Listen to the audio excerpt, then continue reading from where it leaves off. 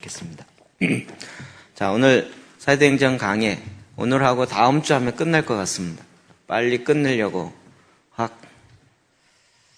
제가 꼭 하고 나면 오타가 보여요.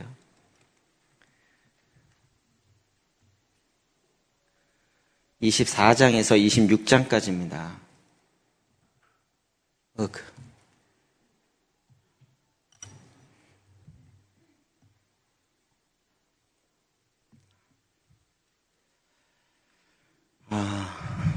(24장에서) (26장까지) 3장을 한꺼번에 끝내려고 합니다. 본문은 안 읽겠습니다. 이 본문 잘못된 본문이네요. 일단 본문을 좀 이해하기 위해서 사도 바울이 그 앞에 23장, 24장에 보면 또 이미 재판이 있고 두 번의 재판이 있고 24, 25, 26장에는 3번의 재판이 있습니다.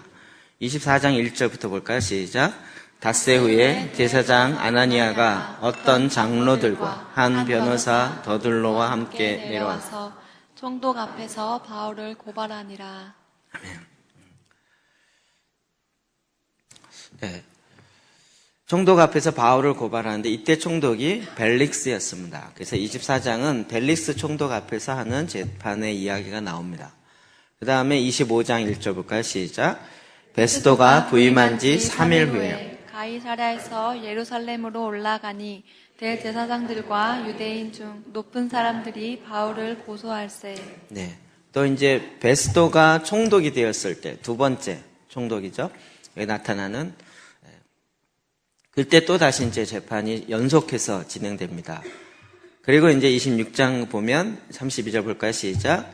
이에 아그리빠가 베스도에게 이르되 이 사람이 만일 가이사에게 상소하지 아니하였더라면 석방될 수 있을 뻔하였더라 하니. 아멘. 네.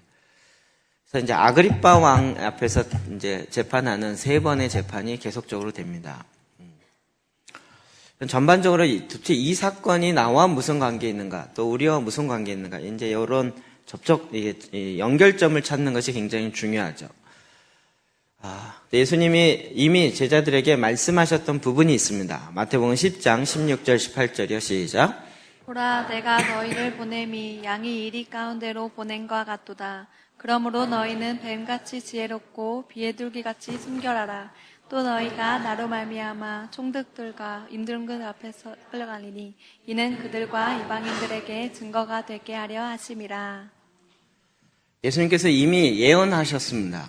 너희가 나로 말미암아 총독들과 임금들 앞에 끌려갈 거라는 거죠. 이 일이 실제 예수님의 제자들을 통하여 또 바울을 통하여 일어나고 있습니다. 나에겐 일어나지 않을 것이 아니냐라고 생각하는 건 큰 착각입니다. 우리도 충분히 일어날 수 있고 또 어떤 면에서는 일어나는 게 맞는 것이 아닌가 싶은 생각이 있습니다. 그래서 주님이 그 18절 바로 앞에 16절에 내가 너희를 보냄이 양을 이리 가운데 보낸 것 같다. 예수님의 제자들을 훈련하시고 양육하셔서 예수님의 교회를 성장시키는 게 목적이 아니라 세상 가운데 보내는 것이었어요. 근데 그 세상은 어떤 곳입니까? 이리들로 득실득실한 곳에 양을 보내는 곳이에요. 예수님도 이 상황이라는 걸 충분히 알고 있는 거죠. 그래서 그렇게 보냄받아 가는 제자들이 요구되어지는 것이 있는데 뱀같이 지혜롭고 비둘기같이 순결해야 된다라는 이 두 가지입니다. 저는 정말 여러분이 다시 한번 말씀드리지만 저와 여러분이 뱀처럼 지혜롭고 비둘기같이 순결하길 원합니다. 뱀처럼 지혜로운 건 뱀을 싫어해서 그런지 싫어하시는 분이 꽤 많고 비둘기처럼 순결한 걸 너무 좋아하시는 경향이 많이 있습니다. 그래서 특히 이제 그리스도인들하고 이제 세상 일과 관련돼서 이야기를 하다 보면 나는 순결했다는 거예요. 나는 순진하고 나는 바른 마음으로 시작했다는 거예요. 그걸 뭐라 그러는 것이 아니라 그렇게 순결한 마음으로 시작했는데 지혜가 없었기 때문에, 다시 얘기하면 세상법을 모르고 세상 일을 몰랐기 때문에 거꾸로 바보처럼 당하고 있거나 아니면 세상에서 오해받는 일이 많이 생기는 거죠. 그러니까 우리 그리스도인이 이 세상에 보냄받았을 때, 보냄받은다면 여러분 뭐가 생각납니까? 사도 바울, 사도적 사역, DNA에 보냄받은 자의 사역이죠. 그러니까 이 세상에 보냄받았을 때 세상의 법, 세상의 상황에 대해서 우리가 뱀처럼 지혜롭게 아는 그 말씀이 진짜 내 안에 일어나야 합니다. 그래서 세상 법을 알고 그 세상 법을 이용할 줄도 알고 그 세상 법에 의해서 움직여지는 것을 알아야 되는 거죠. 이 법에 대해서 기독교인이나 또 이렇게 잘못 알고 있는, 지난번에도 잠깐 얘기했지만 나는 법 없이도 살 사람이다. 저 사람은 법 없이도 살 사람. 의미는 알겠지만 법의 의미 자체가 그게 아니라고요. 법은 오히려 세상에 더 이상 타락하지 않도록, 범죄하지 않도록 지키는 거라 그러죠. 그러니까 우리는 그 법을 만들어야 되고 법을 향해서 나아가야 되는 그런 사람들이죠. 이번에 탄핵 사건을 보더라도요, 여러분 법을 만들면서 일을 진행했거든요. 그냥 국회의원이 이 인원수가 많으니까 그냥 법은 국회의원들이 만든다 그러는데 법을 만들면서 진행을 해버리니까 그 법 없으면 만들면 된다라는 사고가 그냥 확 잡혀버린 거예요. 근데 우리도 그런 면에서 그리스도인은요, 반드시 이걸 알아야 됩니다. 제가 이 믿음의 나비 효과의 책 계속 이렇게 보고 그러면서 우리가 믿음이 좋아서 예수를 전하고 복음 전도를 해서 교회가 2만 명, 3만 명 됐다. 이게 중요한 것이 아니라 이슬람 국가 안에서도 그 법이 있고 법에 따라서 하나님의 일을 진행해야 되는 거죠. 우리는 이런 지혜가 필요합니다. 저희 형이 방글라데시 선교사라고 몇 번 이야기했습니다. 한 번 갔더니 법률 상담을 한대요. 이 사람이 무슨 하여튼 NGO 사역을 맨날 하다 보니까 갈 때마다 무슨 많이 얘기했죠. 뭐 농사 얘기하고 뭐 양식장하고 뭐 그다음에 학교 사역하고 기숙사 사역하고 한참 많을 때는 사역이 10 몇 가지인가 돼요. 사회에 필요한 NGO 사역을 하다 보니까 그러다 언제 또 컴퓨터 학원 한다 그래서 중고 컴퓨터 모아달라 그리고 뭐 이런 식으로 가다가 법률 상담을 안 해서 제가 하도 어이가 없어서 아니 법을 알아? 그랬더니 무슨 얘기냐면 이슬람에서 방글라데시는 참 독특하게 빈민사역을 했기 때문에 우기가 되면 방글라데시 전 국토의 90%가 땅에 잠겨요. 땅에 잠긴데 물에 잠겨, 빗물에. 90%가. 그러니 이게 그 사람들은 그게 일상이에요, 일상. 그런데 행복지수는 세계에서 2위인가 3위인가 그래요. 비가 오면 여러분 그 그림 같은 거 보이죠? 나무에서 그 위에다 판자적이나 이렇게 대나무 같은 거 깔고 비가 와도 잠기지 않을 정도 높이 사다리 타고 올라가요. 비가 막 오면 이제 보트 타고 다니는데 그러면 그 위에 올라가서 정말 바다 넓다. 이렇게 넓은 바다가 우리에게는 너무 좋아. 이러면서 행복해해요. 그 사람들은. 그러니까 방글라데시의 땅값은 뭐냐면 지대가 높으면 땅값이 비싸고 지대가 낮으면 땅값이 싼 거죠. 안산이 땅값이 왜 싸요? 모르시죠? 시와 방조대 짓기 전에 물이 찼단 말이에요. 성포동, 월피동 다 물로 차면. 물이 빠져나가야 되는데 썰물, 밀물 그때가 딱 만나서 밀물로 바닷물이 밀고 들어오니까 하수구로 물이 안 빠져가지고 그 물이 넘친 거예요. 성포천 넘치면서. 그러니까 옛날 망원동에 한강 그때 터지면서 망원동 집값 떨어지고 이렇게 되는 것처럼. 그런데 이제 시와 방조제 만들고 그러면서 이제 물이 그게 조절이 되니까 안 넘치는 거죠. 방글라데시는요, 이런 거예요. 그런데도 불구하고 빈민가들은 엄청 많아요. 근데 못 사냐? 그렇지 않아요. 잘 사는 사람들은요, 어마어마하게 잘 살아요. 궁궐을 이루면서, 개인인데도 궁궐을 이루면서 잘 살아요. 부익부 빈익빈의 그 구조가 굉장히 많아요. 그럼 왜 그러냐? 그들도 알아요. 이슬람 때문에 그렇다는 거예요. 결혼하고 남자가 합법적으로 4번까지 결혼할 수 있어요. 근데 대부분 뭐냐면 결혼할 때 여자들이 결혼 지참금을 갖고 오게 돼 있거든요.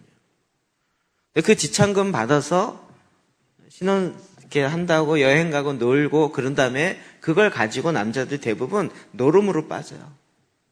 그리고 빠지다가 돈 떨어지면 집에 안 들어와요. 안 들어오고 좀 있으면 끝이에요. 이혼이에요. 그러면 또 다른 여자하고 또 결혼해요. 그래도 이게 법적으로 문제가 안 된다는 거예요. 그래서 그 고아와 그 과부들을 돌보는 일들을 하는 거예요. 상담을 해줘요.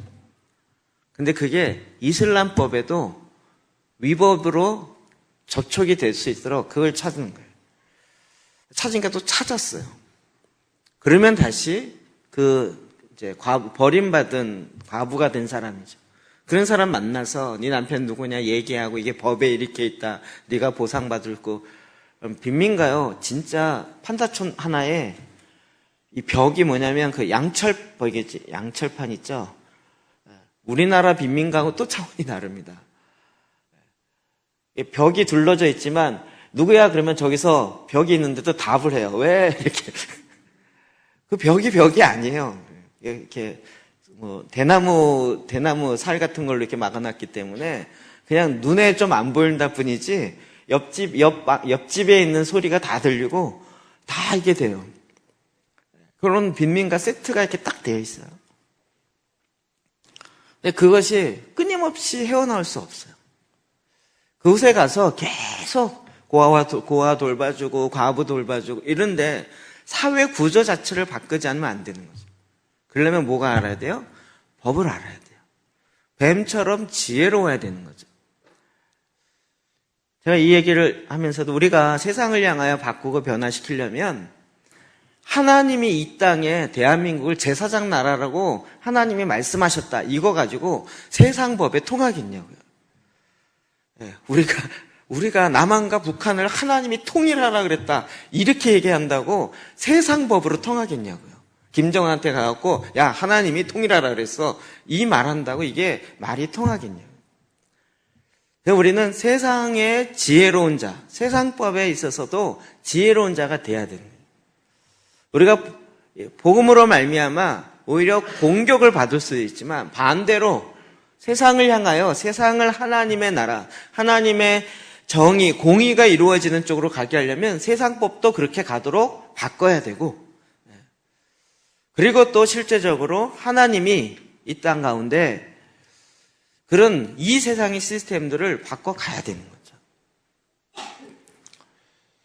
이건 사탄은 지금도 계속 이렇게 공격해오고 있는 거죠. 사도 바울은 이 복음을 예수님을 만나고 예수님의 명령 따라 이 일을 진행하면서도 계속 들어오는 그 재판, 그 일에 변호하면서도 또 그 가운데서도 하나님의 사역을 감당했었습니다. 자, 첫 번째로는 뭐냐면요. 그들이 거는 재판에 이거는 5절, 6절에 딱 나와 있습니다. 읽어볼까요? 시작. 우리가 보니 이 사람은 전염병 같은 자라. 천하에 흩어진 유대인을 다 소유하게 하는 자요.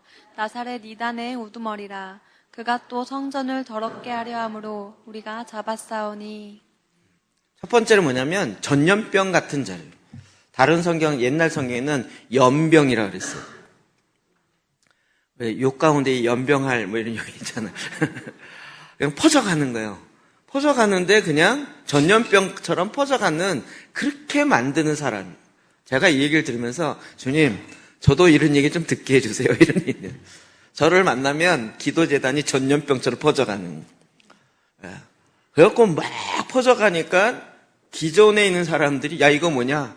이게 연병같이 퍼져간다. 안 되겠다. 이게 문제된다. 이거를 못하게 막자. 이런 일이 일어나는 거와 비슷한 거죠. 이게 막 퍼져가니까 천하에 흩어진 유대인들이 다 소유해요. 유대인들이 그 얘기를 들으면서 야 메시아가 진짜 왔었어? 그들은 메시아를 기다리는 자들인데 메시아가 왔었다니까. 그래서 정말 소유할 수밖에 없죠. 이 일의 시작이 나사렛 이단의 우두머리라. 이단도 이름이 저는 괜찮은 것 같아요. 이 이름은 나사렛 이단의 우두머리. 나사렛 이단이에요. 신흥 종교가 나타났는데 나사렛 이단이에요. 근데 우리 무슨 얘기인지 아시죠? 나사렛에서 자라신 예수님. 잘 왔나요? 갑자기 헷갈렸네요. 네, 잘 왔죠. 네. 결국 메시아와 관련된 거예요. 그 메시아는 그리스도고 그리스도는 기름 부으심 자이고 그것은 결국 오늘 우리가 말씀으로 일어나는 것과 같은 거죠. 그래서 6절 그가 또 성전을 더럽게 하였습니다. 저는 요즘에 제가 이게 너무 감사한 게 제가 교회는 누구라고요? 이게 10년 전에 이 얘기했어도 진짜 목숨이 위태위태할 정도예요. 막 설명하고 해야 되는 거죠. 이걸 이렇게 제가 20년 전에 선교단체에서 강의할 때는 이 얘기하면서 여러분 교회 가서는 절대 얘기하지 마세요 라고 얘기하면서 얘기했던 부분이에요. 20년 전에. 그때 무슨 공산주의 시대도 아닌데 교회가 나란 얘기는 여러분이 다니는 교회 가서는 절대 하지 마세요. 근데 성경을 찾아봅시다. 이러면서 성경은 이렇게 얘기하면서 가르쳤던 부분이거든요. 지금 이게 공개적으로 얘기하고 유튜브에 뜨고 그래도 이제는 왜 그래요? 내가 교회라고 생각하면 이 건물이 교회라고 생각하고 가르쳤던 분들은 자기가 틀렸다라는 것과 뿐만 아니라 그것을 통해서 유지되어지는 많은 일들이 있는데 거기에 문제가 생기죠. 그렇게 되면 결국 성전을 더럽히는 자, 성전을 무너뜨리는 자가 돼요. 기존에 있는 기독교를 공격하는 자라고 오해받기 딱 십상인 거죠. 제가 그걸 모르는 바가 아니지만 그러나 주님께서 기회를 주시기 때문에 계속 얘기하는 거예요. 제가 이거 5절 6절 보면서 이게 까딱 잘못하면 나도 이렇게 딱 잡히기 좋은 생각 이렇게 잡히면 어떡하지? 라는 느낌이 들죠. 그러나 우리가 잘 아는 것처럼 이것이 성전을 더럽히는 것이 아니라 진정한 성전을 회복하는 거죠. 그리고 이것이 결국은 하나님이 만드신 이 세상을 바르게 세우는 것이죠. 잠자고 있는 유대인들을 소요를 일으키는 게 아니라 깨우는 거죠. 그래서 그들이 잠자고 있었기 때문에 그 기능이 멈춰 있었는데 그 가운데 말씀이 들어가고 기도가 들어가니까 움직이기 시작하면서 전염병처럼 퍼져가는 거죠. 그래서 어찌 보면 저는 이렇게 되길 바라요. 정말 한국교회가 다 말씀으로 기도하고 그리고 그것이 내 삶이 되어지고 내가 성전인 줄 알아서 성전을 지어가고 있고 그 한 돌 한 돌 벽돌 하나하나를 산돌 리빙스톤이 되어가지고 정말 그렇게 살아가는 그 삶. 여러분 이게 이해가 되니까 그렇구나라고 느끼지만 이것 때문에 사도 바울은 종교 재판에 걸리는 거예요. 지금 세상 많이 좋아졌죠. 그래서 이제는 사도 바울이 거기에 대해서 변호하면서 이야기하고 있습니다. 자, 일단 14, 15 봅시다. 시작. 그러나 이것을 당신께 고백하리니 나는 그들이 이단이라 하는 도를 따라 조상의 하나님을 섬기고 율법과 선지자들의 글에 기록된 것을 다 믿으며 그들이 기다리는 바 하나님께 향한 소망을 나도 가졌으니 곧 의인과 악인의 부활이 있으리라 함이니. 아멘. 그들이 이단이라고 얘기했지만 나는 오히려 기록된 것을 다 믿고 말씀에 기록된 것에 의해서 움직이고 있다는 거예요. 여기에 뱀처럼 지혜로운 것이 필요한 거죠. 너무 과장하지도 않고 그냥 말씀에 있는 대로 이야기하고 말씀이 그 하는 방법대로 가는 거예요. 그러면 읽어보신 분 아시죠? 막 퍼져가니까 뭐라 그랬냐면 저 흑인 목사가 우크라이나에 있는 사람들에게 마술, 최면을 걸어가지고 이상한 최면에 빠져갖고 미국 귀신에 들어서 우리나라를 정복시키려고 저런다라고 소문을 내요. 그리고 재판도 20몇 건씩 받고 계속 그런 일이 일어나요. 하나님의 사랑을 외치지만 세상 가운데 갈 때는 얼마든지 이런 일이 일어나는 거예요. 그럼에도 불구하고 우리가 그것을 피하려고 이 세상에 타협하는 것이 아니라 뱀과 같은 지혜, 오히려 하나님의 말씀대로 가는 거죠. 하나님의 말씀대로 회복하는 거예요. 여러분 계속 말씀을 보면서 이게 진짜 일어나는지를 성경으로 계속 확인해야 되는 거예요. 또 21절엔 또 이렇게 보호합니다. 변증합니다. 시작. 오직 내가 그들 가운데 서서 외치기를 내가 죽은 자의 부활에 대하여 오늘 너희 앞에 신문을 받는다고 한 이 한 소리만 있을 따름이니. 지금 종교 재판의 이유 중에 하나는 사두개인들은 부활이 없다라는 이야기를 계속하는 거예요. 그러니까 결국 이것으로 인한 재판이라는, 그러니까 이게 지금 사도 바울이 이 정도로 재판받을 일이 아니다라는 이야기를 충분히 변호한. 여러분, 그러니까 제가 미리 말씀드립니다. 하나님의 역사가 일어나고 성령의 역사가 일어나면 환영받을 거라는 생각을 빨리 내려놓으세요. 저도 그럴 줄 알았다가 그게 아니라는 사실을 알았어요. 하나님의 역사가 일어나고 성령의 역사가 일어나면 기존에 있는 종교에서 어떻게 돼요? 이단이라고 보기가 딱 좋네요. 틀렸다라고 얘기하기가 딱 많이 일어난다는 거죠. 여러분, 그것을 늘 생각해야 되는 거예요. 여러분이 말씀을 읽고 기도해서 내 삶이 이렇게 변화됐습니다. 그러면 다른 사람들이 그래? 나도 이럴 것 같죠. 그런데 대부분의 사람들은 안 그렇죠. 왜요? 네가 옳으면 내가 틀렸다는 얘기니까 내가 틀렸다는 걸 쉽게 증명 안 하는 거죠. 내가 틀렸다는 것을 증명 안 하기 위해서는 어떻게 해야 돼요? 네가 틀렸다는 것을 내가 증명하려고 하는 거죠. 그 논리는 자연스럽게 일어나는 거예요. 그러니까 결국 우리는 좋게 평가받느냐 이것도 중요한 것이 아니고 하나님 말씀 앞에 서야 되는 거예요. 하나님의 말씀 앞에.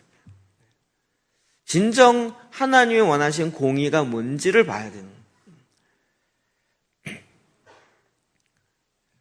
자, 또 25장 7절입니다. 시작. 그가 나옴에 예루살렘에서 내려온 유다인들이 둘러서서 여러 가지 중대한 사건으로 고발하되 능히 증거를 대지 못한. 유대인 예루살렘에서 이 사도 바울 잡으려고 내려온 유대인들이요 여러 가지로 중대한 사건으로 막 계속 고발하는 거예요. 그런데 하나도 증거를 대지 못해요.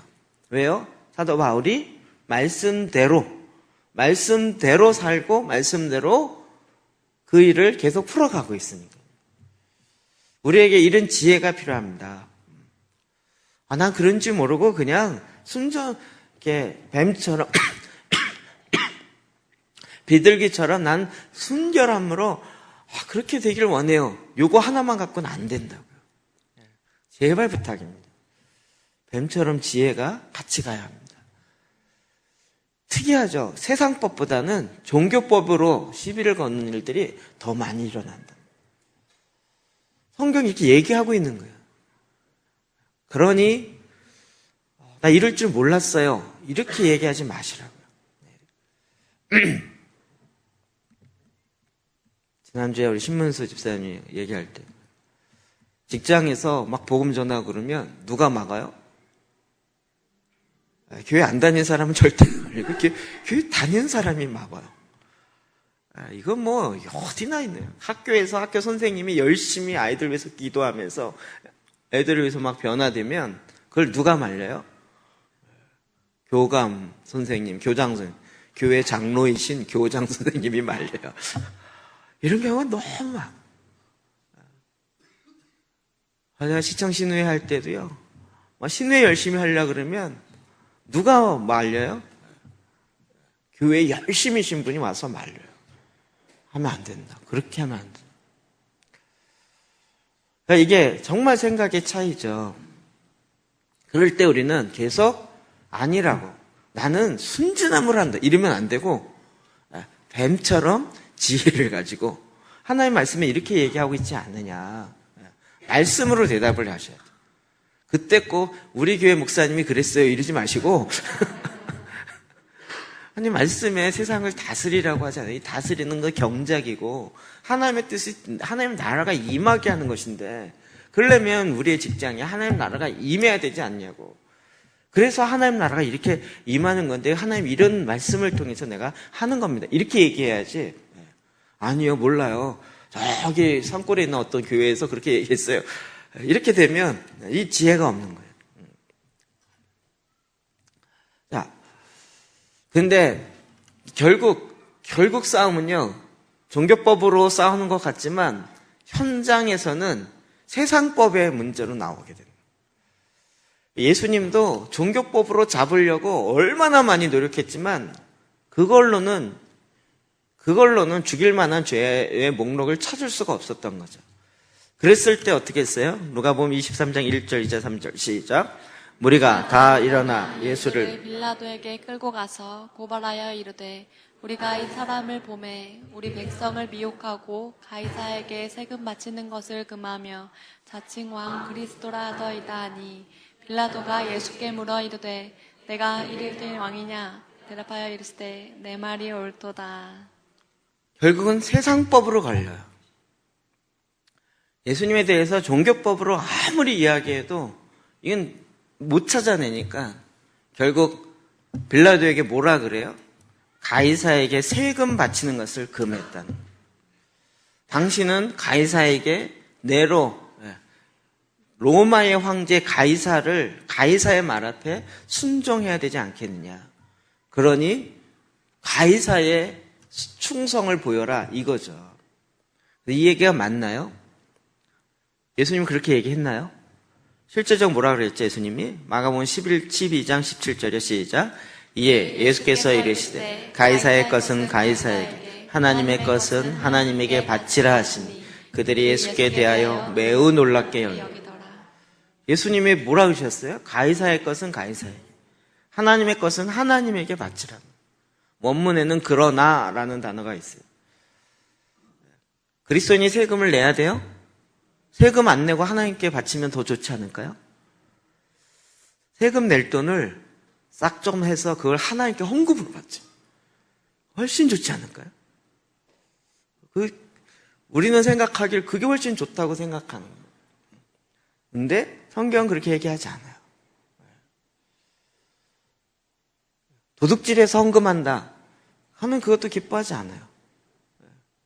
헌금을 많이 하느냐 적게 하느냐가 아니라 하나님은 그런 것으로 보는 기준이 아니라는 거죠. 가이사의 것은 가이사에게 내야 된다는 거예요. 그럼 이것이 결국은 세법에도 관련되어 있고 이 세상법과도 관련되어 있는 거예요. 그러니까 지금 유대인들에게는 로마를 싫어하고 로마로부터 독립하려는 유대인들에게 보기에는 무슨 로마파처럼 보이는 거예요. 우리 마치 친일파처럼 보이는 것처럼 일본에게도 세금을 내라 이렇게 돼버리면 쟤네 친일파 아니야 이런 얘기가 들리는 것처럼 무슨 얘는 세리파인가 로마에게 세금을 바치라 그러냐 이런 오해를 살 여지가 충분히 있는 거죠. 그런데 여러분 성경은 계속 이 이야기를 하고 있어요. 로마서 13장 1절 시작. 각 사람은 위에 있는 권세들에게 복종하라. 권세는 하나님으로부터 나지 않음이 없나니 모든 권세는 다 하나님께서 정하신 바. 아멘. 여러분 이때 로마 교인들에게 권세 있는 자는 누구였어요? 네로 황제였죠. 지금 이 로마서가 유대인에게 쓰는 예루살렘에 있는 사람들에게 쓰는 게 아니잖아요. 로마에 있는 그리스도인에게 쓰는 거죠. 그러니까 그들에게 위에 있는 권세들에게 복종해라. 이 얘기는 뭐예요? 얘기할 때마다 제가 몇 번 말씀드렸어요. 참 이렇게 위험한 얘기만 많이 하는지 몰라요. 하나님을 믿지 않는 자들에게도 기름 부으심을 부은다는 거죠. 그쪽 영역에, 컴퓨터의 영역에 하나님이 그쪽에 부으네. 그래서 빌 게이츠에게 부어서 그러하여금 그쪽 영역에 정말 훅 이 세상이 생각지 못했던 것으로 가게 한다는 거죠. 우리는 그걸 보고 그게 뭐 하나님 나라와 상관없어 이렇게 얘기할지 모르지만 하나님이 그 일을 통해서도 하나님 일은 한다는 거예요. 그러니까 하나님이 지금 이 세상이 흘러가는 것이 이거 정말 그리스도인의 국가 간의 문제인데 이런 부분에 우리가 거의 너무나도 500년 전 얘기를 지금까지 듣고 있어서 정치와 종교는 계속 분리됐다고만 듣고 있고 정치의 문제에 있어서는 종교가 개입하면 안 된다라고 얘기하고 있고 그냥 무조건 순종하고 무조건 복종하라 이런 차원에서 자꾸 이렇게 착각하고 있는 거죠. 그런 부분에 지혜가 없는 거예요. 자, 우리는 이 세상법이 어떠해야 되는지를 지혜롭게, 지혜가 있어야 합니다.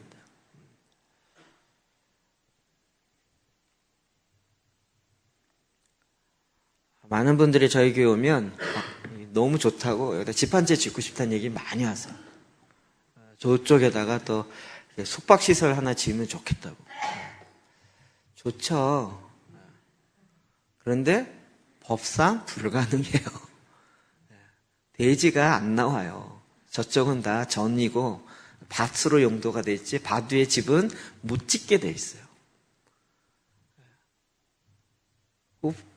밭 위에다 그냥 아무거나 지으면 법상 걸려요. 그러니까 무조건 좋다고 짓는 게 아니죠. 그러면 요 대지 위에 여기 용적률 20% 질 수 있는데 이 건물이 20% 꽉 채워서 지은 거예요. 조금에서 남지 않고 20%꽉 채워서 지었어요. 바닥 평수가 그래서 93평 나오는 이유는 100평이 아니라 93평은 그거 딱 맞춰서 계산하다 보니까 바닥 평수가 93평으로 해서 딱 올려야 279평으로 20%가 딱 나오기 때문에 그렇게 지은 거예요. 내 마음대로 더 크게 짓고 싶다, 또 짓고 싶다, 그래서 되는 게 아니라고요. 그럼 우리가 세상의 법에 지혜가 있어야 돼요. 저 컨테이너는 이동이 되기 때문에 움직이면 되니까 괜찮아요. 이런 얘기 자꾸 하고 싶은데 멈춰야지. 사도행전 26장 30절 30절 봅시다. 시작. 왕과 총독과 번이게와 그 함께 앉은 사람들이 다 일어나 물러가 서로 말하되 이 사람은 사형이나 결박을 당할 만한 행위가 없다 하더라. 여러분 그들이 왕과 총독과 번이게와 그와 함께 앉은 사람 다 총독, 권세자들 이 땅에 이 세상에 권세를 잡고 있는 자들이잖아요. 그들이 이야기하기를 이 사람은 사형이나 결박을 당할 만한 아무 행위가 없다. 우리가 이 땅에 살아갈 때 정말 이 땅에 하나님의 나라를 이루기 위해서 이 땅에 법을 어겨가면서까지는 아니에요. 근데 만약에 법이 잘못됐다 그러면 법을 고치기 위해서 노력해야죠. 법을 고쳐야죠. 아니 다른 데에선 법을 고치려고 난리를 하는데 왜 우리는 그게 안 되냐고. 그런 생각을 못하고 있는 거죠. 이제는 그런 지혜가 필요해요. 저는 이게 네트워크니까 어떻게 하는지 지금 네트워크를 더 만들어 갈까가 고민이에요. 그런데 그냥 교회만 네트워크하면 안 되고요. 법률 하시는 분하고도 네트워크가 돼야 되고 모든 영역에 있는 분들이 네트워크가 돼야 되는 거예요. 근데 뭘로요? 제 이름으로 될까요? 회복의 동산교회 이름으로 될까요? 이름 쳐보면 그게 뭔데 말도 안 돼 이렇게 나오는 거죠. 하나님의 나라와 하나님의 말씀으로 그 일을 하나님이 이끌어 가시는 거죠. 그래서 저와 여러분이 이런 뱀처럼 지혜롭고 비둘기 같은 순결함이 함께 가야 돼요. 제가 일터 마켓플레이스 처치와 일터 교회, 일터 영역 이런 쪽을 한참 가다 보니까요. 정말 일터 삶의 현장은요. 그런 사람이 요구돼요. 그런 종업원이 요구돼요. 희한해요.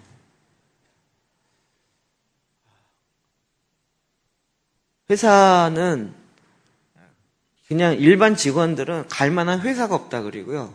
그 다음에 회사의 CEO들은 쓸 만한 사원이 없다 그래요. 이게 무슨 현상일까요? 참. 그러니까 내가 갈 만한 회사에 쓸 만한 일꾼이 되면 되는데 자기가 쓸 만한 일꾼이 될 생각은 안 하고 가고 싶은 회사만 찾는 거죠. 근데 그런 회사가 나오면 그런 회사는 또 자기를 안 뽑아요. 그렇지 않겠어요? 그러니까 이게 지혜가 같이 필요하는 거죠. 근데 정말 네로도 그렇고 바로도 그렇고요. 네로가 아니라 바로 들을게요. 하나님의 둘이 비슷하네. 오. 네로 바로. 하나님의 신에 감동된 사람을 내가 어디서 찾겠냐는 거예요. 그러니까 그냥 총리시키는 거죠. 하나님의 신에 감동되어서 성령의 충만해서 그냥 꿈만 해석하는 것이 아니라 경제가 어떻게 움직여야 되는지, 돈이 어떻게 움직여야 되는지, 대안을 어떻게 세워야 되는지를 지혜를 갖고 그 하나님의 지혜를 이 땅에 풀어낼 수 있는 그런 하나님의 백성들이 필요하다. 그건 저와 여러분의 숙제예요. 저희가 만들어내야 돼요. 이 삶의 현장에서. 그 사람들이 보기에도 야 정말 이런 데는 너무나도 좋아서 오히려 세상에 소개하고 싶다 할 정도로. 근데 그러려면 직업이나 이런 부분에 돈이 많은 직업을 택할 게 아니라 하나님의 부르심을 향해서 거꾸로 직업을 만들어 버려야 된다니까요. 창의적으로 직업을 만들어야 된다. 사람이 생각지 못했던 그런 지혜를 내서 하나님은 얼마든지 저와 여러분을 통해서 그런 일을 하길 원하세요. 근데 제가 보기에 트랜스포메이션을 해야 될 사람들은 반드시 이거 돼야 돼요. 그렇지 않을까요? 반드시 돼야 돼요.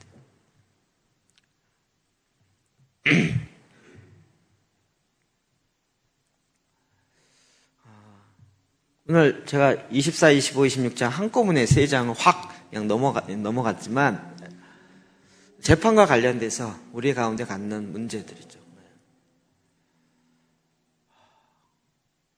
저는 개인적으로 현대 종교 탁지원 소장 제가 워낙 많이 이렇게 만나고 전에 그래서 그분 강의를 뭐 거의 외우다시피 할 정도예요. 맨날 자기의 소망이 있대요. 자기 소망이. 고등학교에 가서 이런 자기 간증하고 얘기하면 고등학생들이 내가 변호사가 돼서 현대 종교의 변호 되겠다. 지금도 재판이 이단들이 계속 재판 걸어오니까 재판이 끊임없이 막 20건 30건이에요. 거기 출석해서 나가기 바빠요.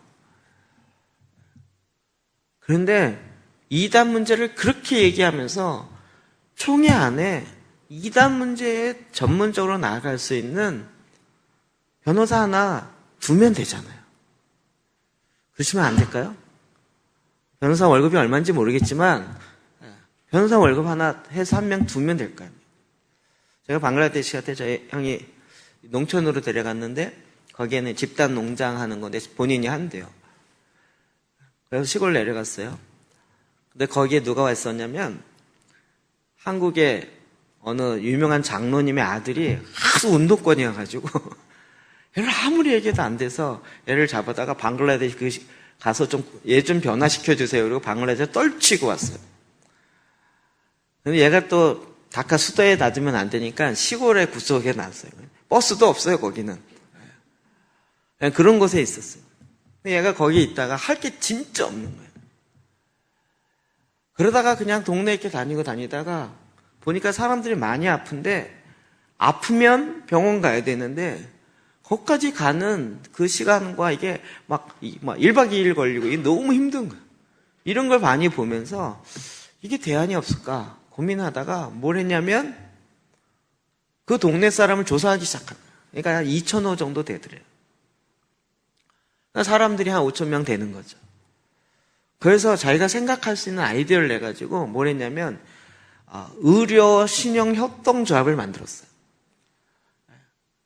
우리가 5,000명이니까 1인당 우리로 얘기하면 의료보험 있잖아요. 거기는 그런 거 생각을 못해요.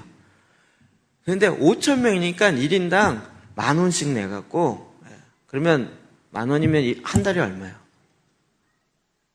5,000명이면 5천만 원이잖아요. 그것도 너무 많다. 그러니까 예를 들면 그렇게 1인당 10,000원씩 내서 그걸 거둡시다. 그래서 의사 한 명을 우리 동네에 아예 거주시킵시다. 이렇게 안을 내갖고 사람들을 설득했어요. 이 시골에 있는 사람들이 글도 잘 모르는 사람인데 그 말을 듣고 그게 말이 되네. 그 당시 다카의 의사가 월급이 1,000만 원인가 그랬어요. 그런데 여기서 한 달에 5천만 원 나니까 의사 월급을 1,200 주기로 하고 오는 거예요. 그러면 오죠. 안 오겠냐고요. 그래서 그 시골 꼴짜기에 의사가 와서 그 일을 하고 그 아이디어를 낸 거예요. 그러니까 사람들이 오기 이렇게 집단하는 모인 곳에 와서 이거 하는 거예요. 이런 아이디어를 내야 된다니까요. 그냥 병만 고칩시오가 아니고 아이디어를 내서 하나님의 지혜가 그 땅에 풀어질 수 있게 하는 거예요.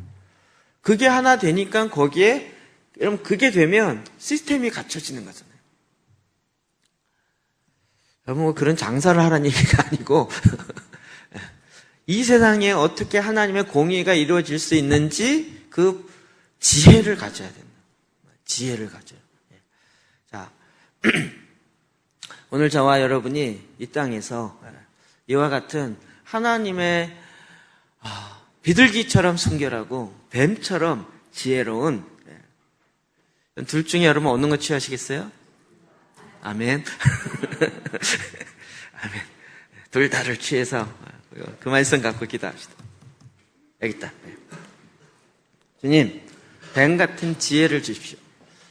뱀 같은 지혜를 주십시오. 어떻게 해요? 후히 주시고 꾸짖지 아니하시는 지혜를 주십시오. 하나님께 주십시오. 하나님, 우리에게 지혜 주시기를 기뻐하십니다. 믿으시나요? 지혜 없는 자가 하나님께 구할 때 하나님은 주시기를 기뻐하십니다. 여러분 왜 지혜를 달라고는 기도를 안 하시나요?